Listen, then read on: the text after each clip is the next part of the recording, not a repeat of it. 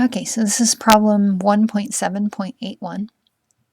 They're asking us to factor, and we have 38u plus 171v plus 95.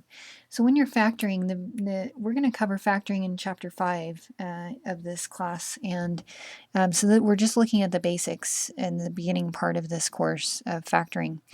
And when you're factoring, you're looking for the greatest common factor. It's going to be the factor that all of these terms share in common. We're looking for the biggest thing that they share in common. And so really what you're doing is you're saying what number will divide into all of these evenly? What's the largest number that will divide into all of them evenly? And that's what we're looking for in terms of taking that out. And if they shared variables, then we would want to take that out as well. So the way that you're going to figure this out is you can actually make factor lists, and this one is not obvious. Usually it's obvious 2 or 3 that they share in common, but that's not it in this problem. So let's just make some factor lists here. For 38, the factor lists are 1 times 38. So in other words, the numbers 1 and 38 are both factors of 38. And then also 2 and 19. And that's going to be it. And the reason I know that's going to be it is 19 is a prime number. And so, if I try to, there's nothing in here that is more divisible than what we have going on here. So for 38, these are the factors. For 171, you've got 1 and 171.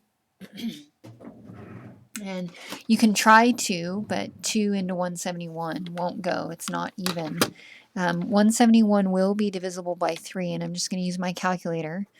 And I see that it's 3 and 57. And then, you can keep going up. You can try 4. It's not divisible by 4. You can try 5. It's not divisible by 5. I think it's going to be divisible by 6. No, it's not. So let's just keep going. I'm going to try 9. So it is divisible by 9. So 9 and 19. And then for 95, the numbers that it's divisible, so 1 and 95, it's definitely going to be divisible by 5. So 5 and 19. Okay. And this list may not be complete here for 171, but what I'm seeing is the factor that they all share in common is 19. So that's actually going to be the greatest common factor for this problem. So what we're going to do when we're factoring, what we're doing is we're writing things as a product. So I'm going to pull out this, I talk about it as factoring it out, pulling it out, the 19. So really what we're doing is we're pulling out 19 and we're saying 19 times what would give me this back. So it's taking this expression and writing it as an equivalent product expression. Okay, so I would need 2u in order to get 38u back if I was going to distribute.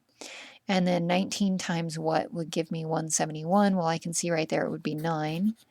So I would need 9v and then plus 5. So this right here would be the factored form of this expression up here.